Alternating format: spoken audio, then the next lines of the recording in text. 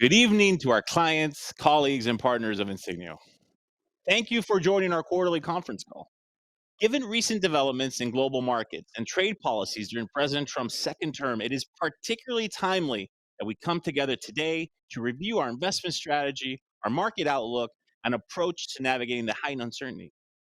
However, given the current state of markets, we deemed it would be best for you, our clients, for us to pivot to an extended Q&A format instead of our traditional presentation approach. We hope this helps to bring some clarity and confidence during these turbulent times. The current environment reminds us of a fundamental investment truth.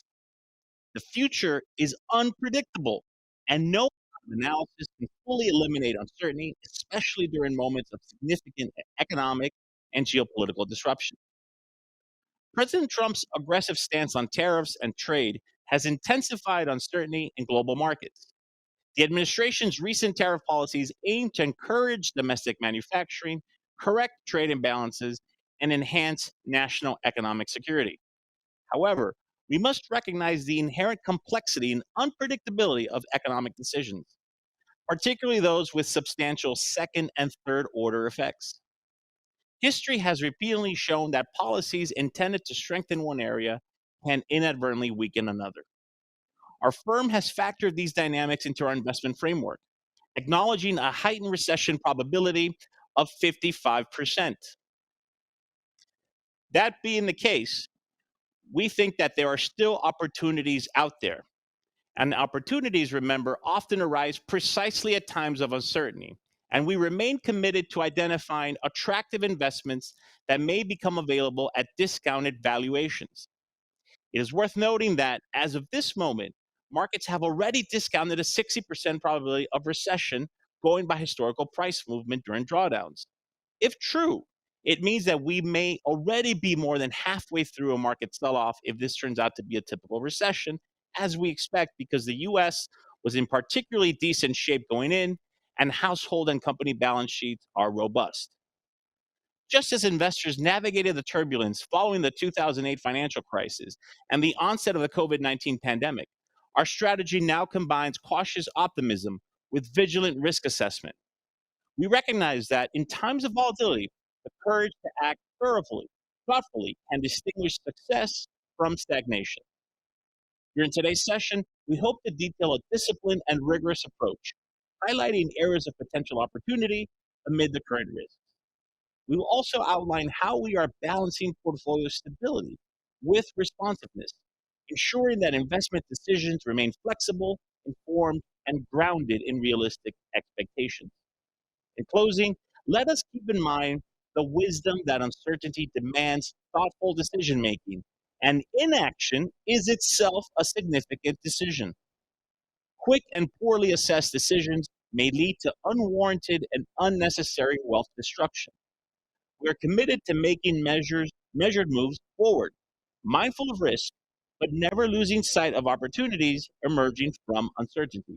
Thank you again for your continued trust and partnership. Now, let us proceed to the Q&A session for further discussions for the quarter ahead. For the introductory comments. It's a pleasure to have you with us today in our second quarterly call.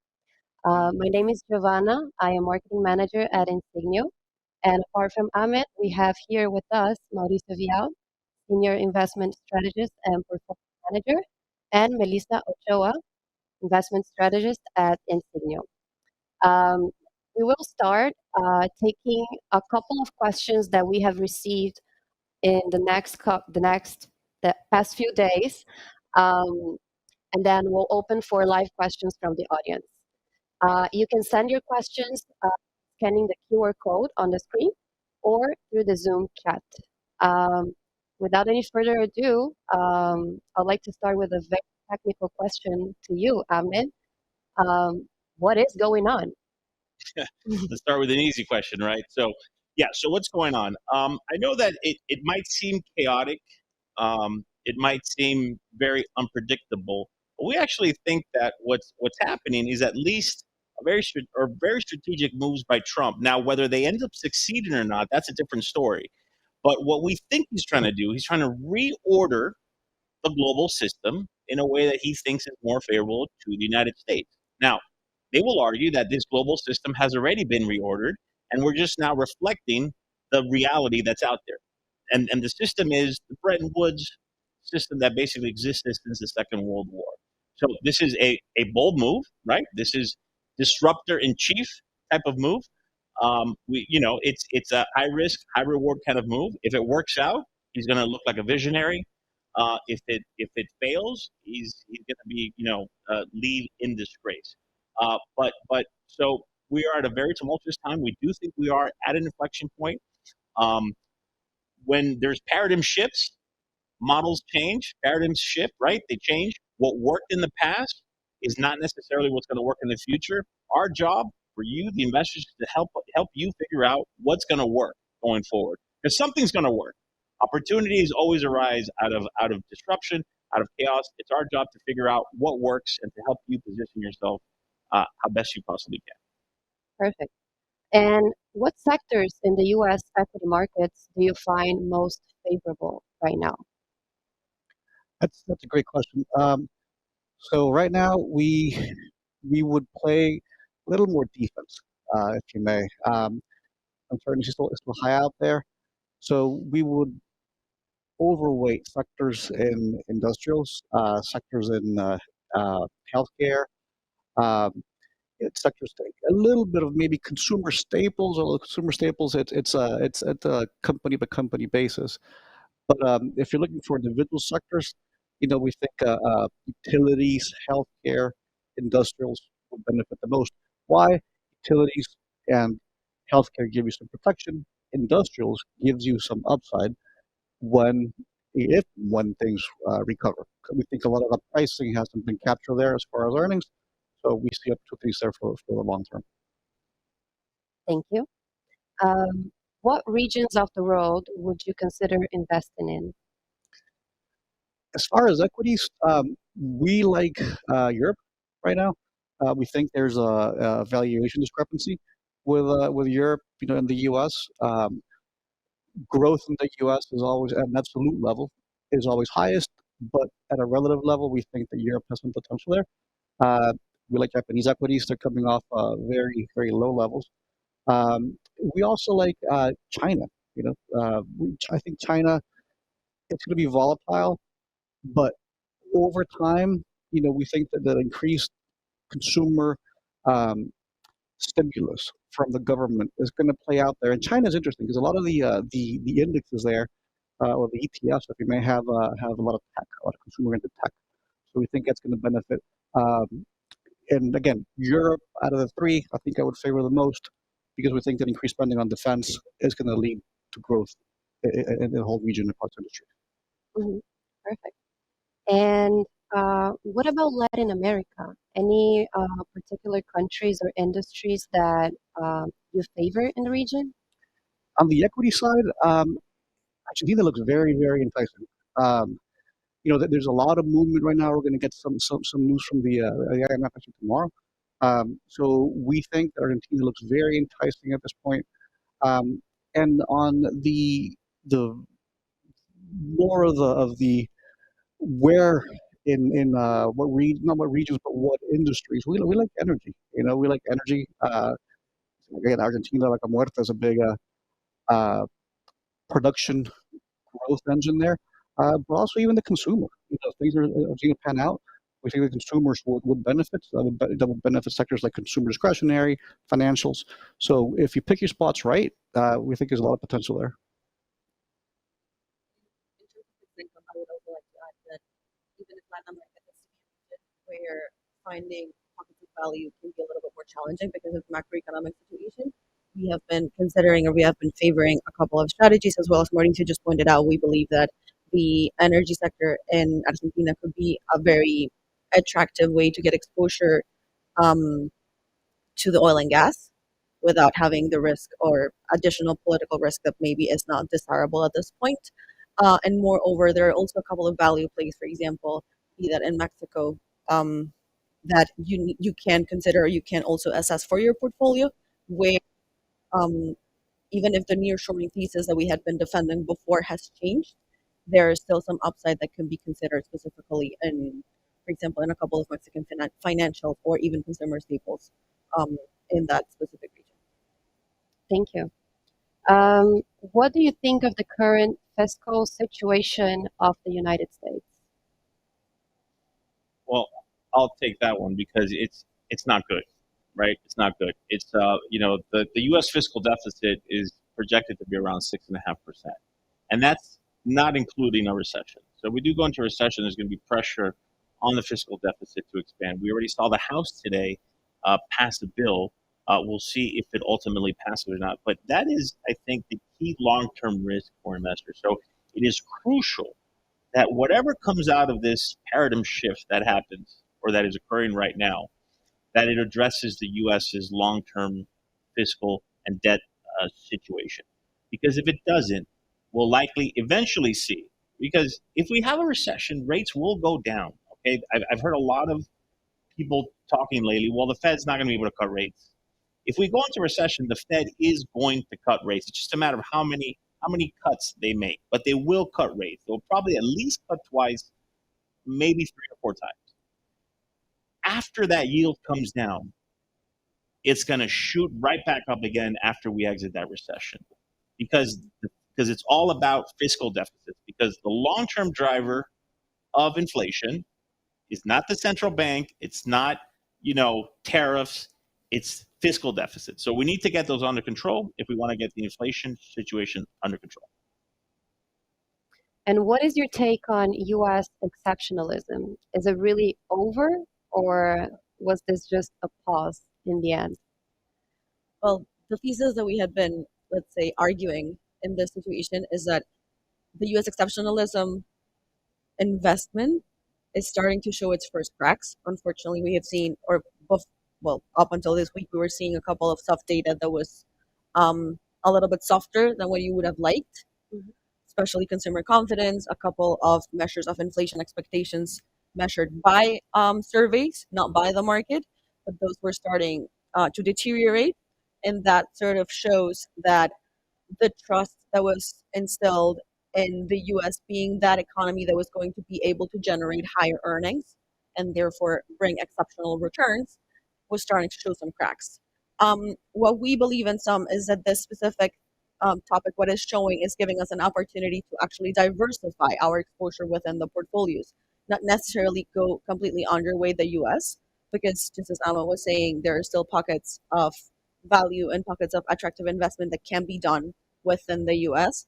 Rather, this is a time to, for example, explore different and select alternatives. Say Europe, for example, in Germany, you're starting to see attractive real rates in the Bund, in the 10-year Bund, or maybe some other industries in this European region that can benefit from the increased fiscal spending that is coming in that area. Or even, as we just pointed out, Latin America can offer some couple of pockets of value. So in sum, what I'm trying to say is that even if you would consider that exceptionalism can show a couple of cracks, there still may be like some gas left in the tank for one last dance. Yeah, let me just add there quickly, because you also hear a lot of chatter now. Well, like the era of U.S. exceptionalism is over, it's dead, it's done with. I would say not so fast, right? The reason why U.S. equity markets have outperformed other markets for as long as they have is because U.S. companies are better at making money than companies anywhere else around the world. So that is not going to change because of Trump, especially if the tariffs are only temporary in nature to a certain degree. Definitely not at the levels that we perhaps expected a few days ago. So ultimately, unless something fundamentally structurally changes with vis-a-vis other regions and other companies start growing earnings faster than U.S. companies will continue to outperform. Now, what will probably shift is that the outperformance won't be as huge, as massive as it has been in the past couple of years. And what that means is, and the reason for that is because that premium that U.S. equities had, because of things like political stability, let's say concerns about the rule of law, you knew what was coming out of the United States. It was perfectly predictable. That premium is going to shrink. So I would sort of say they'll probably still be best. They just won't be so much better than how they used to be. Got it. Then where do you see corporate spreads in the next months? I'll take that one. We have been arguing, or what we have been saying lately, is that there is a possibility for spreads to widen, and to have an additional widening in the next couple of sessions. We are seeing some pressure coming in from the 10-year, just as Ahmed was saying. Today, it briefly touched 4.4%. So this inherently translates into the move of both investment grade and high yield. We believe that there is still room for this widening to continue. However, this does not mean that we're going to reach levels of previous crisis. Like we're not going to go to spread levels that we saw in 2020 or even in other, let's say, like market turmoil situations. What we do still believe is that, again, this could be a time for repositioning of portfolios to sort of like try and, I mean, if you want to wait on the sidelines and then enter at a time where you can actually take advantage of the roll down in yields, then that will be probably a better alternative. But what we believe in some is that, yes, there is some more widening to come in corporate debt, um, because of the pressure that is going to come from the treasury market. If that eases a little bit, then probably what we're going to see is, let's say, like some stability in those spreads that could um, open the door for attractive entry points in for example, in preferably investment grade. Yeah, let me add to that because I think this is important. The reason why we think, and again, we have a 55% chance, call it 50-50 chance that we go into recession or not. So I don't think it's a done deal quite yet, although it's certainly higher than it was, a few weeks ago. But the reason why, even if we go into recession, we think it's going to be a mild recession, definitely not like the two previous recessions, like the global financial crisis and COVID, is because the state of balance sheets going into this recession are quite good. And not the government's balance sheet. That balance sheet is terrible. We talked about that. That's the number one risk. But corporate and personal balance sheets in the United States are in about as good a shape as they have been ever. So that means that that sort of massive deleveraging that you see traditionally when you have deleveraging, that drawdown is unlikely to be coming from the private sector because generally speaking, we expect companies and households to be able to weather the storm better because they're in better footing. Perfect. Jeff, and now we're going to take a couple of questions from the audience. So the first one, Japanese equities hedged or unhedged? I'll take this one because this one is one of my highest conviction views, especially on the yen. I think unhedged. The yen is one of the cheapest. It is the cheapest major currency out there. You're seeing, by the way, in the risk-off moment that we've been having, one of the star performers has been the yen, right? Some of the flows that used to go into the dollar or that were going into the dollar are now going into currencies like the yen, like the Swiss franc, Australian dollar, New Zealand dollar. But the yen has been a big beneficiary of this, and we expect it to continue because one of the best predictors of what an asset is going to do over the long term is how cheap or expensive it is. If it's very expensive, probably won't do very well. If it's cheap, going to do very well over the long term. The yen is very, very, very cheap. The cheapest it's been in 30, 40 years. So if you're going to take the bet on the Japanese equity side, I would do it unhedged. What do you expect with the dollar versus the other currencies? What would you do if you had costs in other currencies such as euro? I'll take that one because getting the dollar right is key to many other moves. We could be nearing the sort of the bottom of the dollar smile. We're at the point where if we do go into recession and things weaken economically, you could potentially see the dollar going up. But again, to use the same playbook as before, it's not going to go up as much because the dollar on the opposite side of the yen is still very expensive. So the dollar still should go down on a valuation basis. And don't forget this, even though you would say that the initial what Trump is doing is actually strengthening the dollar, ultimately what the US economy needs in order to rebalance and export more is a weaker dollar. So I think over the long run, so let's put it this way: in the short term, I think the dollar will continue or will re-strengthen, but over the medium to longer term, I think it should head lower. Can we credit the drop in bond prices to hedge funds and China dumping U.S. treasuries? That's a great question. There's been a lot of market speculation about that recently. If I was advising Xi Jinping, I would tell him dump some treasuries to scare Trump, because that's really, I mean, Trump, there's been some talk that Trump is not seeing the market or not keeping his eyes on the market. He definitely is. He's just not keeping his eye on the equity market. He's keeping his eye on the rate market. So the 10-year is crucial for his grand plan, his grand strategy that I talked about earlier. If 10-year yields scream higher, it's done. It's over.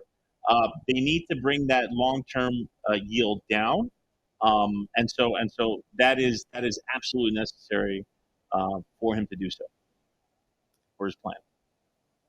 Next question.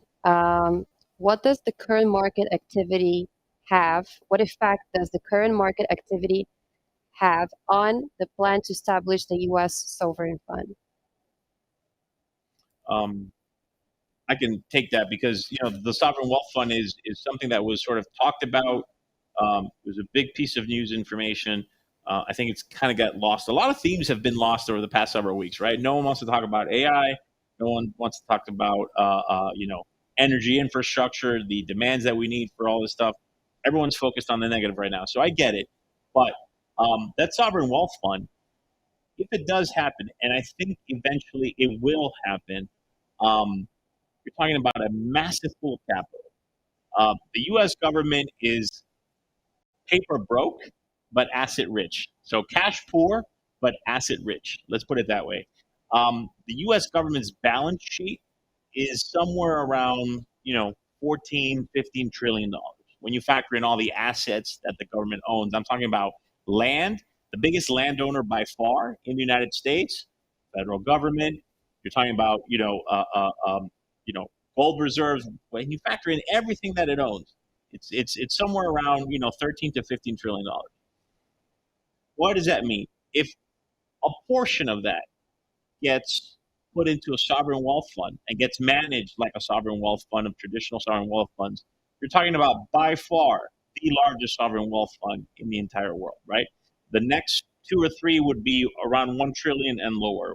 Norway's sovereign wealth fund, some Chinese sovereign wealth funds, Qatar, places like that, they would be dwarfed by even a $4 or $5 trillion sovereign wealth fund. Now, we're talking about paradigm shifts. What is that sovereign wealth fund going to buy? That sovereign wealth fund is going to buy companies and assets that are strategically important to the United States, right? So we're thinking, AI, microchips, semiconductors, energy companies, companies that pay dividends. Remember, because the sovereign wealth fund has to generate revenue. I mean, this has to be managed like any other portfolio, right? So I don't know if you guys want to add something to that. Like what type of, because I think this is a great question, what type of assets could potentially go into that sovereign wealth fund beyond the ones I talked about? I think if we look at some other sovereign wealth funds around the world, like the Nordic countries, what do they own?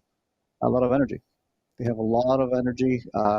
Why? Because those assets, energy companies have assets that have long lives. You look at a company like Shell or Exxon, the reserves have very, very long lives. That's what you want to keep in the sovereign wealth fund. At the same time, good dividend yields. Companies and financials, some of the big banks, some of the large cap banks. That would be a good fit for a fund like that.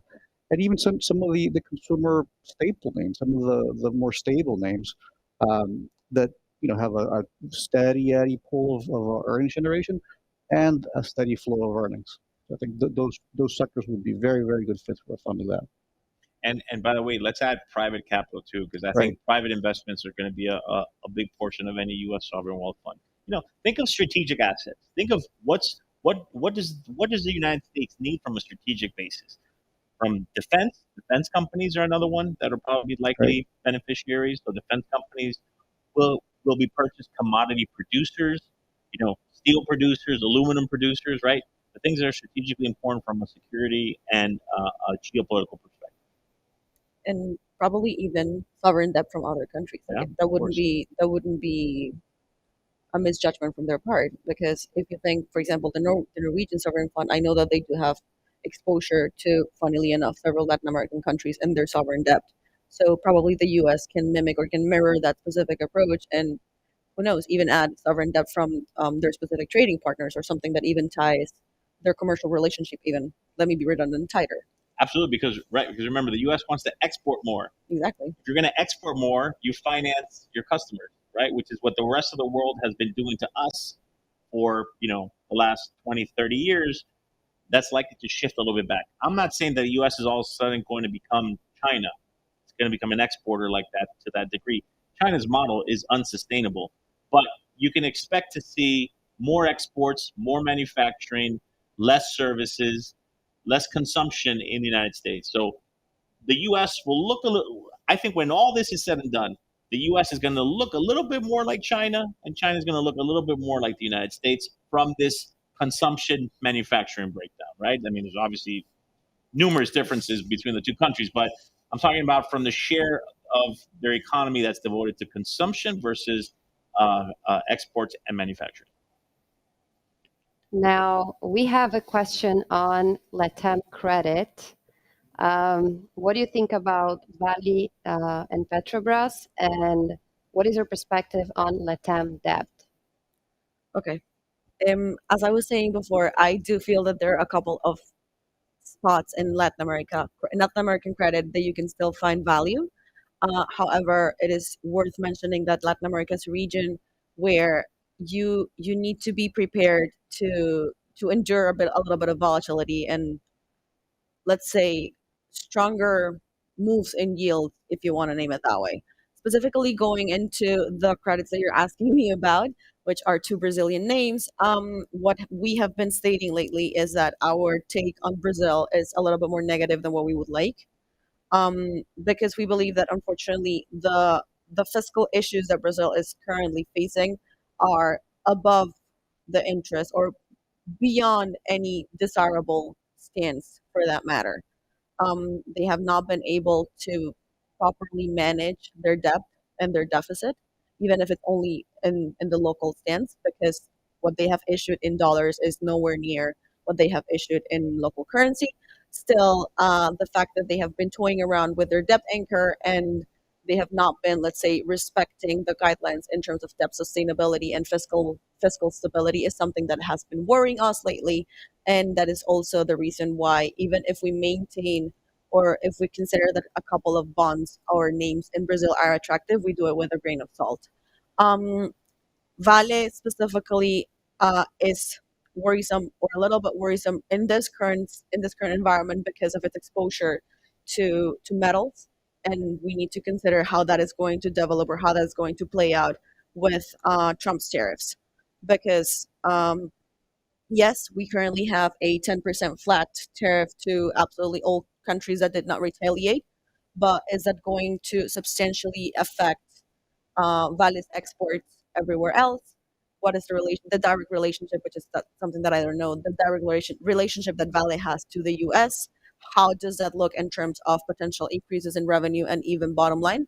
So that needs to be figured out before taking a stance. And unfortunately, Petrobras is something that we have been monitoring very closely, because of the several issues that have been going on in terms of management, in terms of weak results.